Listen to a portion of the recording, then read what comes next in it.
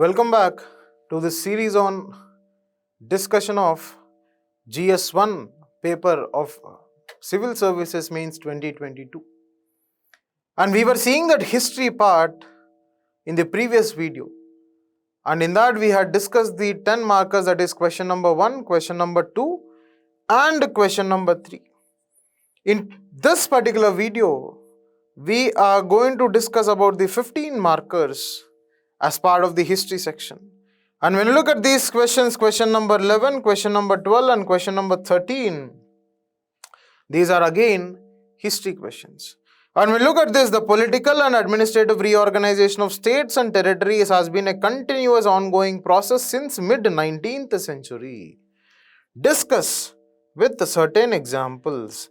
They are asking about the political reorganization, political and administrative. They are saying it is a continuous ongoing process. That means that reorganization has been happening not only in the recent past after State Reorganization Commission in 1953, but you also see such a kind of activity has been happening since mid-19th century. So we have to give a kind of analysis and we have to categorically talk about certain examples in this context. Then moving on to the next question, discuss the main contributions of Gupta period and Chola period to Indian heritage and culture. Now again in this, what is the question? They are asking categorically about the contributions of Gupta, contributions of Chola in the context of Indian heritage and culture. Right? So, one is the golden era with respect to the northern India. The other one is the golden era with respect to the southern India, and you would see the culmination of the two major types of temple architecture, the Nagara towards the Guptan period and the Dravidian style towards the Chola period culminating. In that context, we have to discuss with respect to the Indian heritage and culture. Then, 13th question, discuss the significance of lion and bull figures in the Indian mythology, art and architecture. This question was little surprising, but if you follow the technique that I had discussed in Layak's Purana with respect to how to write an history answer or what are the components of history answer, you can safely answer this question. And the simplest technique that I talked about any history is what, my dear? Chronology. Once you maintain the chronology, it is very, very easy for you to generate content as well as you would have a comprehensive structure coming in.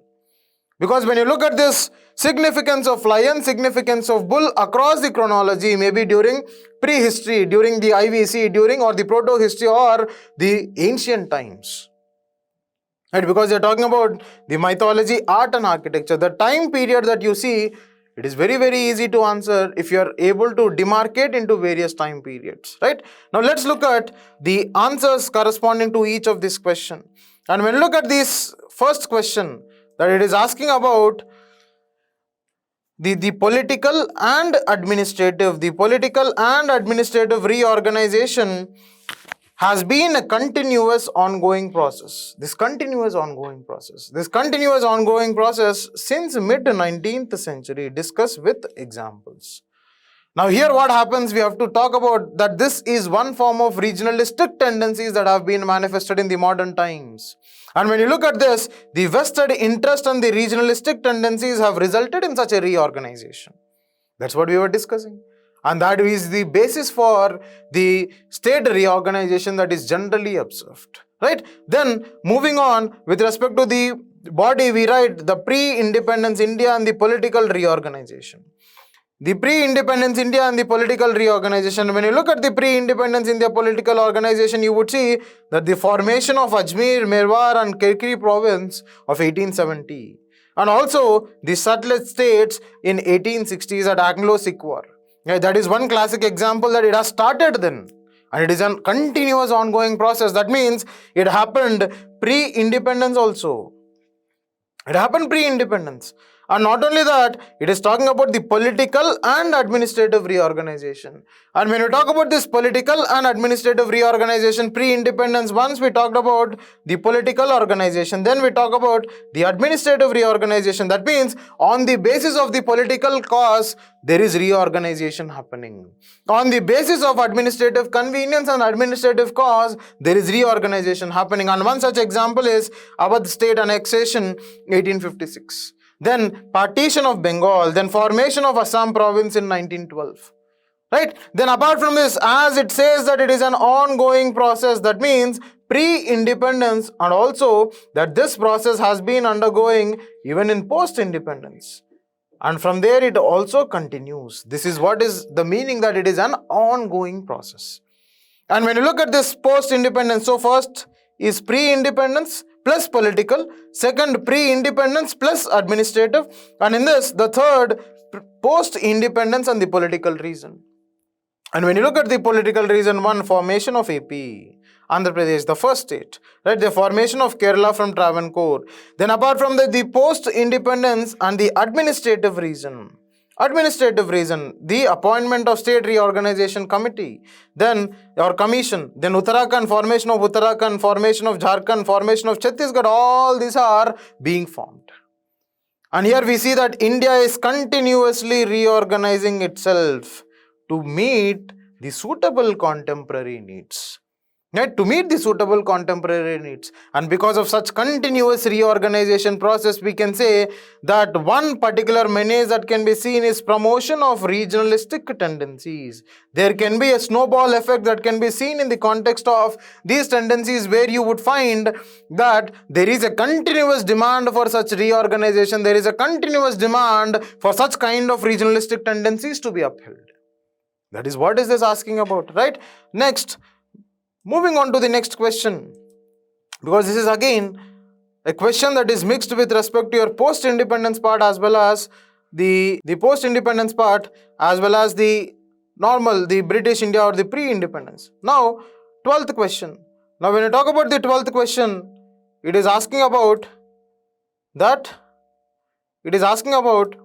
discuss the main contributions of Gupta 1 and Chola 2 to the Indian heritage and culture. And when you look at this, the Gupta and Chola period happens to be an element of grandeur, element of diversity, element of perfection with respect to the cultural developments. It might be with respect to the diversity and the perfection with respect to the cultural developments, because when you look at the culmination of the major forms of architecture happened during these periods. Right? Now, Gupta contribution towards the Indian heritage and culture. Now, here what happens, we can talk about the sculptural temple, the Dasavatara temple, the Nagara style, the rock cut caves, that is Bhaga caves, the Ajanta caves, right? The metallurgy, that is with respect to the Mehrauli, the literature, that is the Navratnas, Chandragupta too, Navratnas. Then apart from that, we can also talk about the Chola period. When we talk about the Chola period, we talk about the Dravidian temples, Thanjavur temple, Brihadishwara temple, Gangaikonda Cholapuram. Then we can also talk about the bronze sculpture that flourished during this particular time period, the Nataraja, the Ardhanarishwara style. Apart from that, we can also talk about the paintings, especially the murals that happen to be placed over the Brihadishwara temple. Then also the culture with respect to the dance and music, that is the flourishment or the growth of Bharatanatyam as a dance form. And you see these days it is given a classical status, classical dance status, right? And with such a kind of understanding, what is happening is you would see that the cultures culminating in this period, they are flourishing during these periods. And moving on further, you would see that you can safely conclude by using the UNESCO heritage status.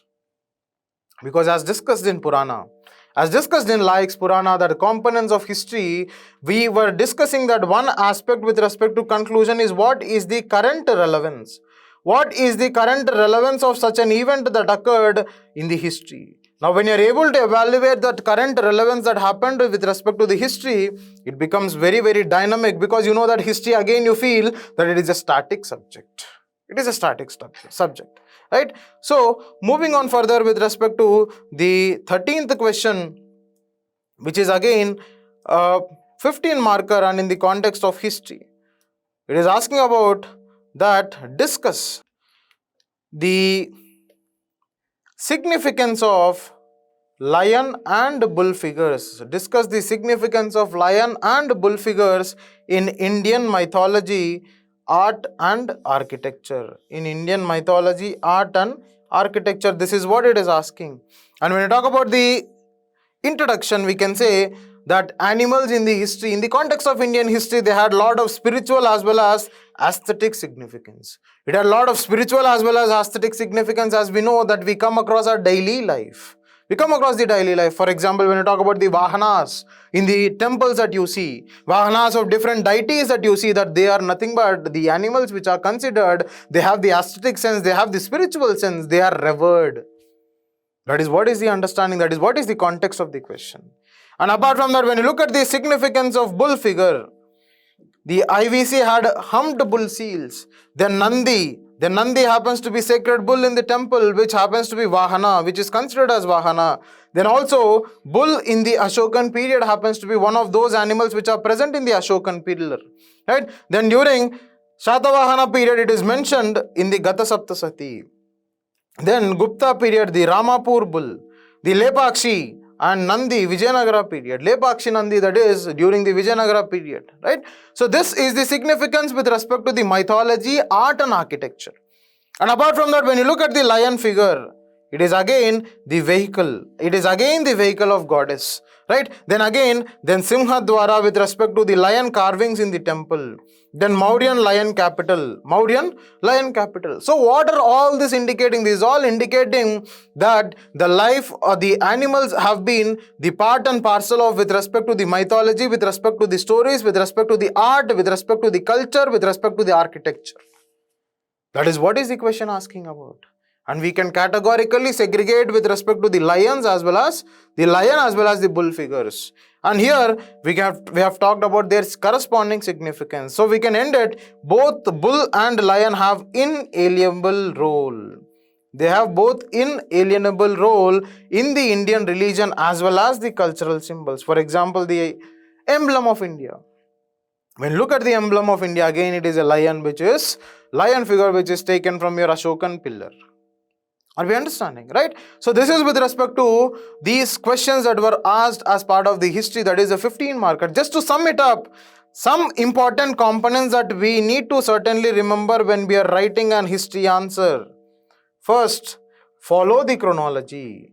When you follow the chronology, it is very, very easy for you to create a structure. Once you follow the chronology, then we talk about the other aspect with respect to this history answer writing is, when we are concluding, we can go for the current relevance. We can go for the current relevance in the context of the subject that is being asked, in the context of the historical event that is being asked. And also please remember, my dear, whenever we are studying history, we need to remember the fact base. We need to remember this fact base only for one thing, the analysis part. We need to remember this fact base for the analysis part, for the analytical part. Unless and until you have a strong fact base, we cannot go for such an analysis. That has to be remembered, that has to be kept in mind.